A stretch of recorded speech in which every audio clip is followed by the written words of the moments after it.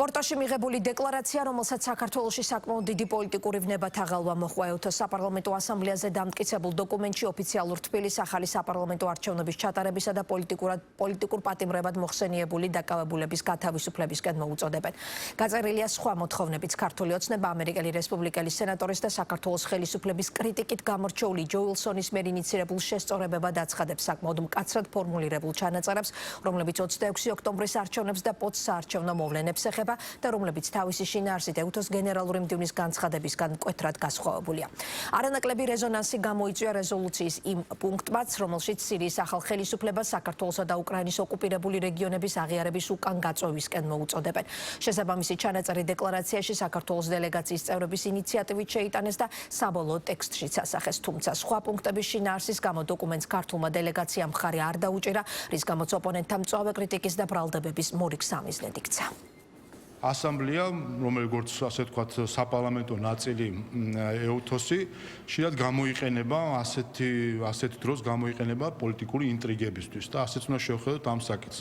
საერთაშორისო ასპარეზზე საქართველოს ინტერესების წინააღმდეგ მორიგ პოლიტიკურ ინტრიგნობა დაფასებს პარლამენტის თავმჯდომარე EUTO საპარლამენტო ასამბლეის რეზოლუციაში მოხვედრილ იმ ჩანაწერებს, რომელიც ქვეყანაში ჩატარებულ საპარლამენტო არჩევნებს, მომიტინგეებისა და ოპოზიციონერი ლიდერების დაკავებებს ეხება. შალვა პაპუაშვილისთვის გასაკვირი არაა, რომ რეზოლუციის ამ შესწორებების მთავარი ინიციატორი საპარლამენტო ასამბლეაზე ამერიკელი კონგრესმენი ჯო უილსონი იყო, თანამოაზრეებთან ერთად. თუმცა შესწორების თანაავტორთა და აქტიურ მხარდამჭერთა შორის უკრაინული დელეგაციის ხილვა მაინც არასასიამოვნო აღმოჩნდა. ერთი რამე უნდა აღინიშნოს სინანულით.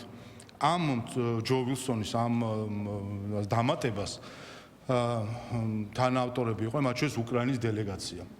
აი, რამდენად ძიმეა ხო ამის ყურება, მას შემდეგ რაც საქართველოს ხელისუფლებამ რა მხარდაჭერაც აჩვენა უკრაინის ხალხის მიმართ, აი ხა ფაქტობრივად ეს არის ზურგში დანის დარტყმა ქართული საზოგადოებისთვის, როდესაც უკრაინა, რომელსაც თავად ეგზისტენციალური საკითხები უდგას, ომშია და იცლის იმისთვის, რომ ქართულ ხალხს გამოუთხაროს ძირი.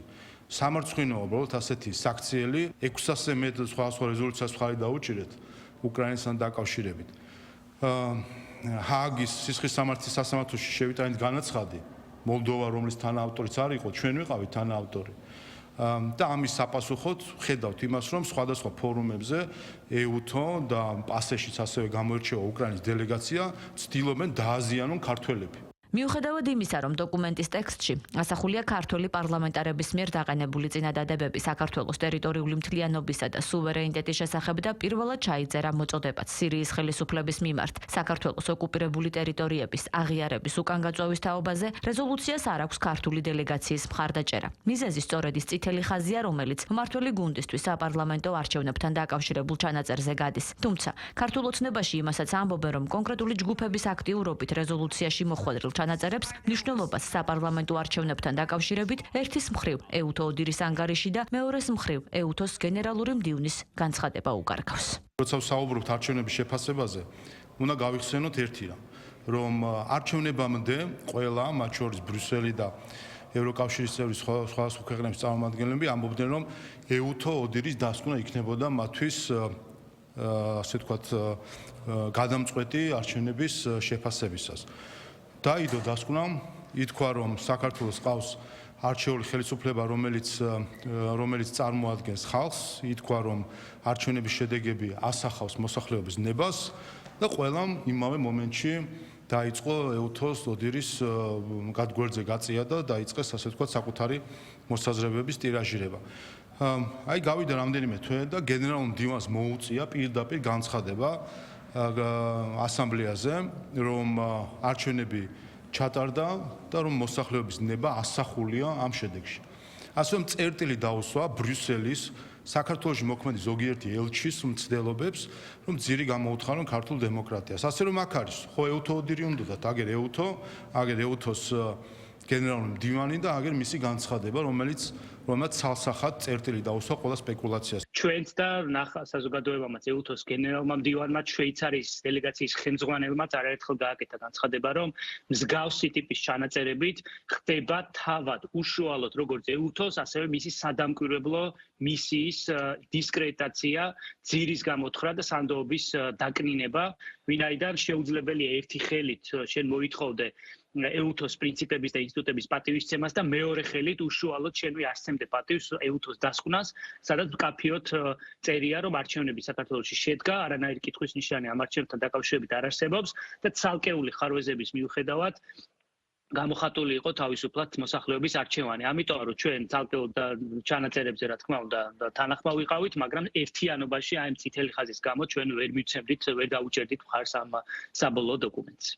ამ განცხადებით ლევან მახაშვილი მათ შორის იმ ინფორმაციას პასუხობს, რომელსაც რამდენიმე მედია საშუალება ჯერ კიდევ გუშინ ავრცელებდა და რომელზეც დილიდან საუბრობდა ოპოზიცია, რომ თითქოს რეზოლუციას კრიტიკული ჩანაწერებით ქართული დელეგაციის მხარდაჭერაც ჰქონდა. უკვე დღის მეორე ნახევრიდან კი ოპოზიციურ სპექტრში ინფორმაცია შეიცვალა და ახლა ხელისუფლების ოპონენტები ქართულ ოცნებას რეზოლუციის კენჭისყრაში მონაწილეობაზე უარის თქმას უწუნებენ. თავად რეზოლუციას კი ოპოზიციური სპექტრი საერთაშორისო პარტნიორების მხრიდან მორიგ მხარდაჭერად იღებს და ნაკლებ მნიშვნელოვნად მიიჩნევს ეუთოს გენერალური მდივნის პოზიციას.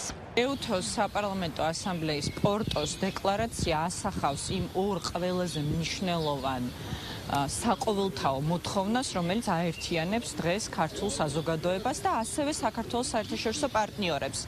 ეს არის ახალი თავისუფალი სამართლიანი საპარლამენტო არჩევნები და ყველა პოლიტპატიმრის გათავისუფლება. ეს რეზოლუცია ძალიან მნიშვნელოვანია იქიდან გამომდინარე, რომ ის ასახავს საქართველოში არსებულ მდგომარეობას, რომელიც დადგა ქართული ოცნების პასუხისმგებლობით, ემსახურება მხოლოდ და მხოლოდ იმას, რომ საბოლოო ჯამში დასტაბილურდეს საქართველოში არსებული მდგომარეობა. ეს არის კიდევ ერთი კარგი შემთხვევა, როდესაც ქართული ოცნების ხელისუფლებამ განიცადა საგარეო კრახი, მათ სცადეს ყველა ამ ჩასწრების წინააღმდეგ წასვლა, მაგრამ ვერც ერთ შემთხვევაში ვერ შეძლეს ამ ჩასწრებების შეცვლა და შემდეგ როგორც ირკვევა მათ საერთოდ დატოვეს დარბაზი, რადგანაც გადიოდა ის რეზოლუცია, რომელიც ძალიან მკაფიოდ ამბობდა, რომ 2024 წლის 26 ოქტომბერს ამ ქვეყანაში დემოკრატიული არჩევნები არ ჩატარებულა და რომ უნდა ჩატარდეს ახალი თავისუფალი არჩევნები. მაშინ როცა ოპოზიცია ჯერ ირწმუნებოდა, რომ რეზოლუციას ქართული დელეგაციის მხარდაჭერაც ჰქონდა, მოგვიანებით ამავე დელეგაციას იმის გამო აკრიტიკებდნენ, რომ საერთო დოკუმენტზე მხარის არ დაჭერით, მათ იმ ჩანაწერზეც თქვეს უარი, რომელიც სირიის მიერ საქართველოს ოკუპირებული ტერიტორიების აღიარების უკან გაწევას ეხება. ამ კრიტიკის პასუხად მმართველი გუნდი კონკრეტული ძალების ჩანაფიქრებზე მიუთითებს.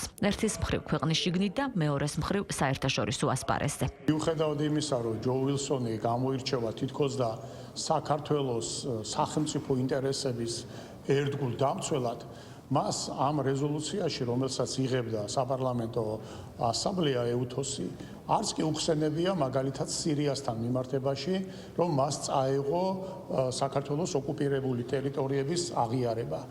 ეს ჩანაწერი ჩაიდო ამ რეზოლუციაში მხოლოდ და მხოლოდ საქართველოს დელეგაციის და კონკრეტულად დელეგაციის ხელმძღვანელის ნიკოლოზ სამხარაძის პირდაპირი ძალისხმევით. ჩვენ არ უჭერთ ხარს იმას, რომ საქართველოს ტერიტორიული მთლიანობის საკითხის სპეკულირება უნდა ჯო უილსონს და იმ ძალებს, რომელთაც სულ არ აინტერესებს ამ შემთხვევაში საქართველოს ტერიტორიული მთლიანობა, მათ რომ საქართველოს ტერიტორიული მთლიანობა აინტერესებდეთ, აი ბოლო წამს ესეთ მავნე არაფერზე დამყარებულ და დაფუძნებულ განცხადებას, უпростоრედ შესწორებას არ შემოიტანდეთ.